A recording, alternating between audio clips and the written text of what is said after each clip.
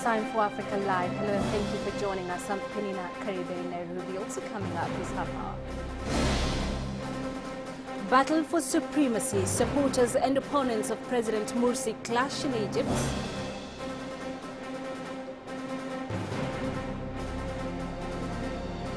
And Kenya shines at the World Cup Rugby Sevens in Moscow.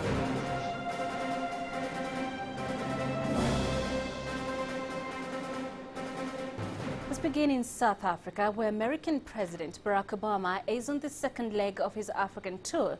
He met the President Jacob Zuma and the family of ailing former leader Nelson Mandela. But not everyone was happy to see Obama. Police clashed with protesters in Soweto. CCTV's Noel Mokugu with more details.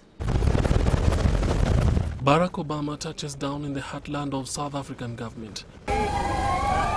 It's been 10 years since an American president visited this country. And there was plenty for these two men to discuss, particularly trade and investment. President Jacob Zuma told his American counterpart his visit was, quote, well-timed. But it was the condition of Nelson Mandela that dominated this press conference. And this is the latest official word on the 94-year-old icon. The position of former President Mandela in terms of his health, he remains critical but stable. So nothing has changed so far. That's where the situation is. But we are hoping that it is going to improve. And I think with all the prayers and good wishes that are being made, certainly must do something, as you have seen, even in the country and abroad. Everyone is wishing Mandela well, a speedy recovery. And the doctors who are attending to him are doing everything. And these are very excellent doctors who are dealing with him. So we place our hopes as well that they will do better. We hope that very soon he will be out of hospital. Barack Obama had wanted to visit his hero in hospital, but decided against it. Instead, he paid tribute. He also reaffirmed his commitment to South Africa. I actually welcome the attention that Africa is receiving from countries like China and Brazil and India and Turkey. Because, number one, the more interest they show in Africa, the more tools we have and mechanisms we have to further incorporate Africa into the global economy, which has the potential of creating jobs and businesses and opportunity. So I don't feel threatened by it. I think it's a good thing. Now, I do think that it's important for Africans to make sure that these interactions are good for Africa. Obama went on to visit members of the Mandela family. He's due Sunday in Cape Town. The highlight of that visit will be a likely trip to Robben Island, where his hero was held for 18 years. Noel Makugu, CCTV. Barack Obama's visit has been dominating headlines in South Africa today. Yet away from the pomp and ceremony, many South Africans question what this visit will achieve.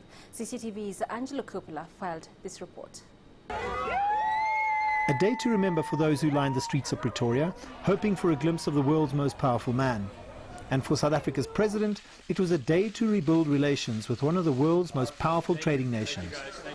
For many ordinary South Africans, though, it was a day to ponder the likely benefits of this visit. I think he really should be here in affluent South Africa. Our economy is being showcased internationally. We're on the spotlight. There probably will be some bilateral agreements signed. So I really think it's a good idea that he's here. The American president was due to spend much of Saturday here in Soweto, one of the high points of his Africa tour. Many residents here are more concerned with day-to-day worries. It's not going to make any difference. He's just here, so what? We're all going to get jobs. Our lives are going to get better. He's just here. It's just part of politics, basically. If he can actually come with a project that would actually enable the people to be financially sustainable, that would make some sense. If he comes here and then he goes, and because still on Tuesday the price of petrol is increasing, what impact would he have? Barack Obama's visit may provide a much-needed distraction for South Africans and bring the global spotlight into this community, at least for a day. But few here are hoping for much more than that. I'm Angelo Coppola for CCTV in Johannesburg, Soweto. Let's take a quick break here on Africa Live coming up. Standing with Somalia, UN pledges continued support for the Horn of Africa nation. And battle for supremacy, supporters and opponents of President Morsi clash in Egypt.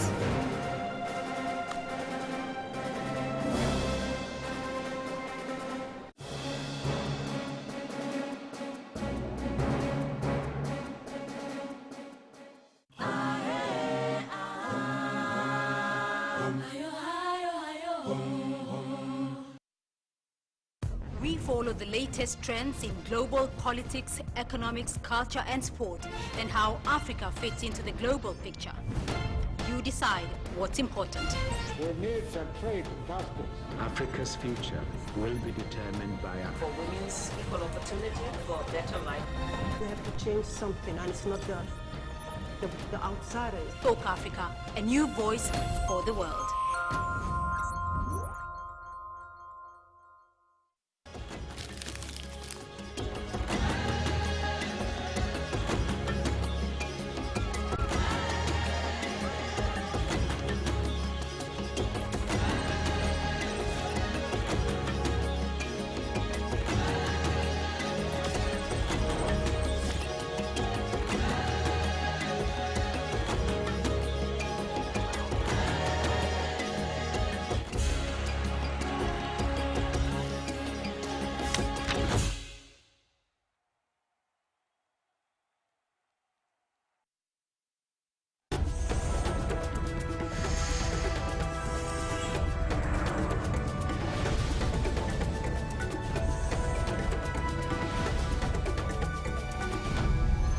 Welcome back.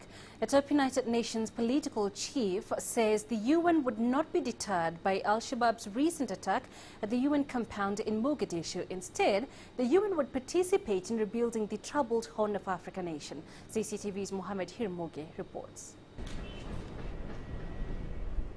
In solidarity with fallen United Nations staff member and UN contractors, they were among the victims of a deadly Al-Shabaab attack on June 19th at the United Nations Common Compound. Machine gun. The big machine gun, where was it? Yeah. The United Nations Under-Secretary General for Political Affairs Jeffrey Feltman at the scene of the attack, the United Nations Development Programme offices. We mourn our fallen staff and colleagues, contractors, and even the guards who work to protect us. And we also mourn the Somali citizens who got caught up in the attack and lost their lives.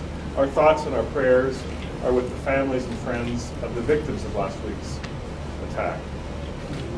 And we pray for the speedy and full recovery of those who were injured. The top United Nations political chief expressed the United Nations solidarity with the UN assistance mission in Somalia amid the security concerns in Mogadishu. Jeffrey Feltman has given assurance of the UN's renewed support and commitment towards effort to build lasting peace in the Horn of Africa. We will not be deterred by this attack. We will participate at this historic moment in Somalia's history in rebuilding a better future for the Somali people in partnership with the government and the people of Somalia. The United Nations said it will remain unfazed even as Al-Shabaab claimed the attack was designed to push the UN out. Jeffrey Feltman reaffirmed UN's commitment and support to Somalia's goals in security, justice systems, trade and investment, saying the UN will be part of the historic rebuilding of Somalia despite the recurrent security challenges. Mohamed Hirmoge, CCTV, Mogadishu. Well, let's head to Egypt now, where 3 people have been killed and 250 injured in an outbreak of violence in several Egyptian cities. Opponents and supporters of President Morsi clashed, each side blaming the other for initiating violence. The Muslim Brotherhood's Freedom and Justice Party offices have been attacked and set on fire. Adel Mahroui reports. At least 7 reported dead, including an American citizen, and over 500 injured in clashes between pro- and anti-Morsi supporters this week. Clashes were reported in 4 cities across Egypt. The most terrifying was in Port Said city, where on Friday an explosive device was detonated at an anti-Morsi protest. Violence took the country by surprise, coming earlier than on the expected protest on June 30th. June 30th protest is a conspiracy from a trio: the National Salvation Front, which is the opposition seeking destruction, remnants of the former regime who are the thieves trying to return to power, and finally thugs whose ignorance has been bought with money to damage the country. Both opponents and supporters of the president were witnessed armed as protesters broke into the president's Freedom and Justice Party offices in some northern cities. On Friday, Islamists announced an open sit-in in Cairo's Raba al-Adawiyya Square to keep Morsi in power, while the opposition began an early sit-in Tahrir Square. If President Morsi left power, we'll bring him back to power. We'll protest in the streets until he comes back once again. But this is just an assumption. We'll not allow his departure in the first place. We want the president to hear us. We don't want you. In 1 year, you couldn't achieve anything while we waited for you to do something. Also, his speech on Wednesday was disappointing. Please, Morsi, let us get someone who can run a better government. The scene in Egypt is deeply polarized. Analysts warned about the possibility of a civil war if the violence is not contained. The Islamic stream have always reacted to any planned protest against the president with a counter-protest of support, to dissipate the political street and to try and enforce discussion in minor issues. But all Egyptians now are aware of the weak performance of the government. If the political rule remains without any felt improvement on the ground, the numbers on June 30th will be big. Almost all Islamic powers joined the protest, including the Muslim Brotherhood. Many of those are radical Islamists or jihadists.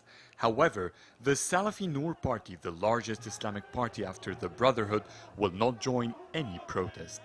It is quiet now, but maybe temporarily. All parties are on high alert in case any attack comes nearby.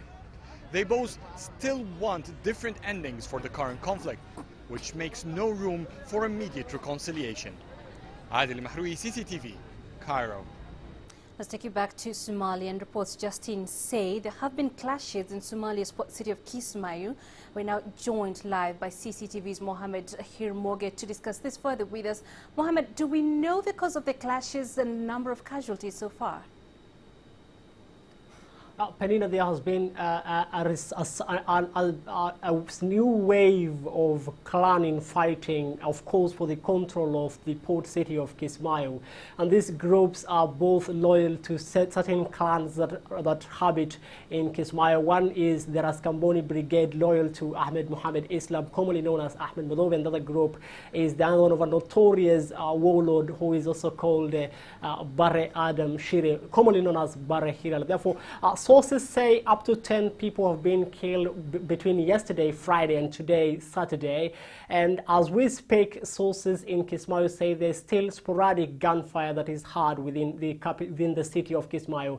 Besides, this has been the clan infighting. The clan infighting is basically for the control of the port city of Kismayu for political reasons. One, because whoever controls Kismayu as well controls the entire southern Somalia, and it's actually a large swathe of Somalia. Plus, also the economic aspect is also there, because whoever controls Kismayu, we know Kismayu has been the economic hub of the entire southern Somalia, courtesy of the port, Penina. Mohammed, what are authorities saying about these recent clashes?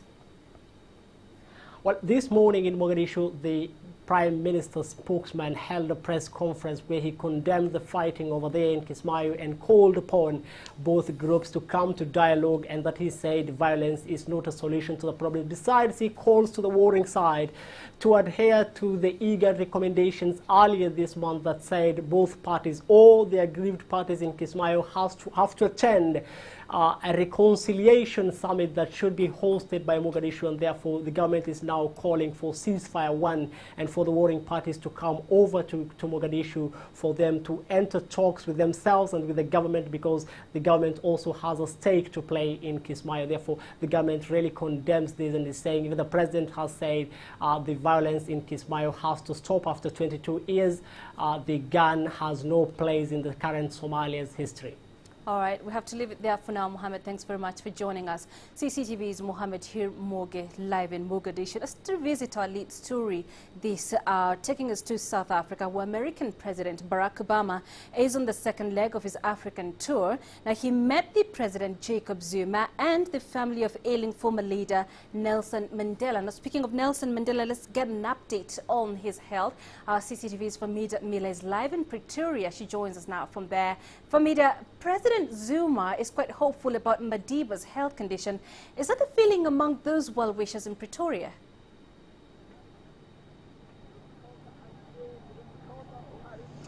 Good evening, Panina. While looking at the number of people outside the Heart Hospital in Pretoria, there certainly continues to be an immense amount of support. The good news coming out, well, at least compared to what's happened in the previous days before that, is that there has been some improvement. Mr. Mandela is still critical.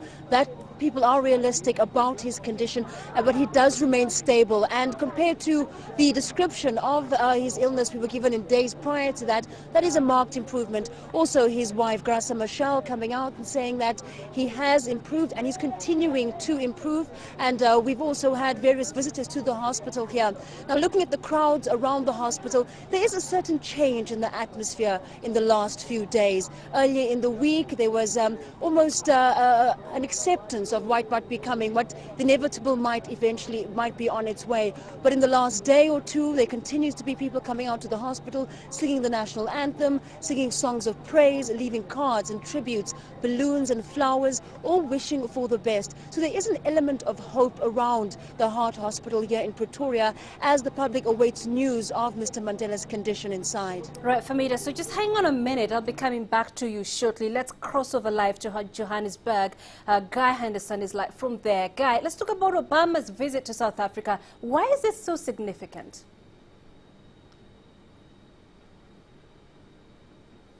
Well, it's significant, I think, because the US has had quite an inward-looking few years. You'll remember back in 2008 when President Obama made a very brief visit to Africa, but even that, I think, raised some quite high hopes that the Obama administration, a US president, of course, with African roots, with a Kenyan grandfather, might make some inroads into Africa and put a real focus there. As it turned out, that didn't really happen.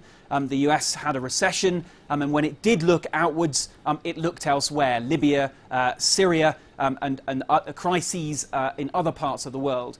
I think it's significant because America is now saying we are going to be looking at Africa again. Of course, it wasn't too long ago, last year, that Hillary Clinton, the then Secretary of State, was here. That was just off the back of the Obama administration releasing what it called its new Africa strategy.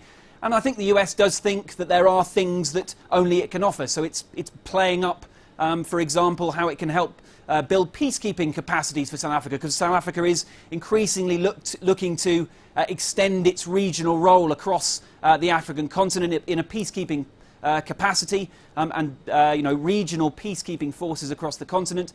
Another big focus is going to be energy. American companies want to come here and help Africa build up its energy capacity, and to some extent, for example, domestic electricity supply. There is seen to be a big opportunity out of a place where, because Africa is seen as having a weakness in that area. So America believes that there are things it can bring to the table that others can't, and I think that's why South Africa is looking forward to this visit to see what the Americans can offer. So, Guy, not everybody is happy in South Africa, though, with Obama's visit. What is the main reason behind the Soweto protests? Well, yes, there were these protests on Friday, firstly up in the capital, Pretoria. Mr. Obama wouldn't have seen them firsthand. He arrived a little later in the evening down in Johannesburg. That had weight added to it, actually, because the COSATU union backed those protests, and that the COSATU are part of the ruling tripartite alliance in South Africa. It was initially sparked, this anger, by calls by various Muslim groups here for President Obama to be arrested when he arrived in South Africa, on account mostly of the drone attacks on countries including Somalia, an African country itself, of course. Now, I don't think it was ever realistic that that would take place, but that just does show that, of course, not everyone is happy to have Mr. Obama here. I think there is a general, not special suspicion, but some wariness about America's presence in Africa, but I don't think America is necessarily seen as a special case.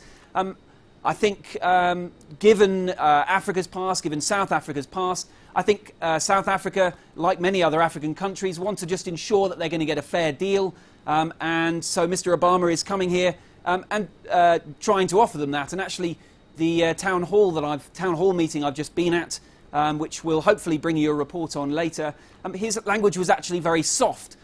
Less adversarial, perhaps, than Secretary of State Clinton's was last year when she talked about things like extract. All right, I'm afraid we have lost Guy Henderson there. But that was Guy Henderson talking about Obama's visit, its significance to South Africa, and why there's been a bit of hostility towards him. Guy Henderson live in Johannesburg and live from Pretoria. We had CCTV's Famida Miller. Now, a UN report recently released have revealed details of how feared Congolese warlord Bosco Ntaganda fled from his fighting base. UN experts say in the report that he quietly slipped into Rwanda on a small path with a single escort to turn himself in at the U.S. Embassy in Kigali. Ntaganda asked diplomats to transfer him to the International Criminal Court in The Hague after facing defeat by a rival rebel and fearing for his life at the hands of Rwandan troops. Ntaganda, a Rwandan-born Tutsi rebel known as the Terminator, is accused of murder, rape, sexual slavery and recruiting child soldiers during 15 years of rebellion in resource-rich Eastern Democratic Republic of Congo. Let's take another break here on Africa Live and we come back. Kenya shines at the World Cup Rugby Sevens in Moscow. We have the details. Stay tuned.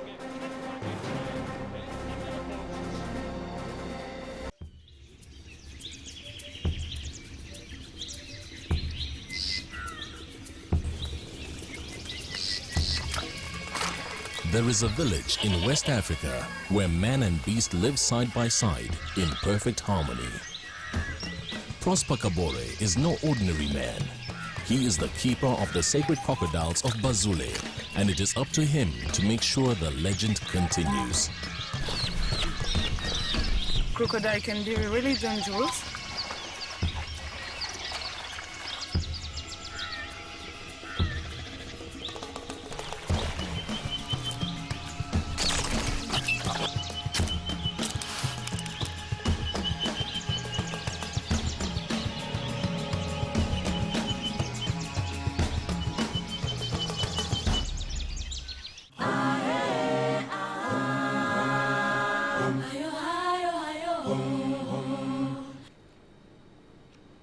In sports, the Kenyan Rugby Sevens team continues to shine at the Rugby World Cup Sevens after edging out Samoa 17-12 in Moscow on Saturday to qualify for the main cup quarters. Humphrey Kayange put Kenya ahead, spotting a gap and scoring close to the post, Biko Adama missing the ensuing conversion. Kenya continued bossing Samoa at the breakdown, keeping possession and denying their opponents any breathing space. William Baka extended Kenya's lead, racing the length of the field to score at the corner, with Adama converting for a 12-minute lead at halftime. Kenya got their foot off the gas pedal, allowing Samoa to come back, courtesy of Leo Lulu's brace of tries and Alatasi Tupu's sole conversion. The team regrouped, eating into Samoan territory, and substitute Mike Wangela's try at the death earned Kenya the quarter-final ticket by virtue of topping Pool C. Under the posts. To tennis, and Olympic champion Andy Murray continued his perfect start to Wimbledon with a straight sets victory over Tommy Robredo to reach the fourth round of the grass court Grand Slam tournament on Friday. Playing under the retractable roof on centre court because of persistent rain, Murray was in control throughout and advanced with a clinical 6-2, 6-4, 7-5 win. The second-seeded Murray, who missed the French Open because of a back injury, has yet to lose a set at the All England Club this year. After losing to Roger Federer in the final last year, he's again bidding to become the first Briton to win Wimbledon since Fred Perry in 1936.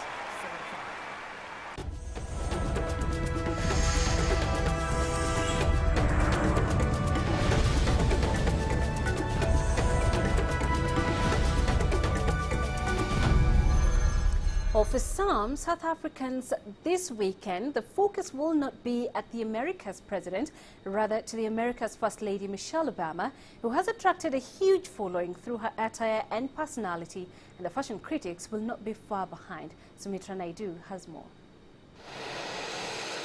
As always graceful and elegant, Michelle Obama was at the side of President Barack Obama as they touched down in South Africa on Friday night.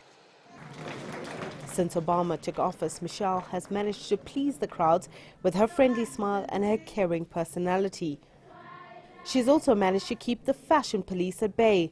However, she didn't crack the nod this time around. Fashion watchers were surprised by the First Lady's choice of wardrobe, with some saying it was a complete miss. Even as the First Lady joined the President at the Union Buildings in Pretoria today, her quiet and understated pantsuit didn't quite match her South African counterpart's cool blue skirt suit. While many are keeping tabs on what Michelle Obama is wearing, others are focusing on what she's saying. The First Lady is set to hold a Google Hangout with MTV Base, bringing together young people to discuss issues of education and other pressing issues that are affecting the youth today. Sumitra Naidu, CCTV, Johannesburg. And that's where we end it tonight on Africa Live. Thank you for watching. I'm Penina Karibe.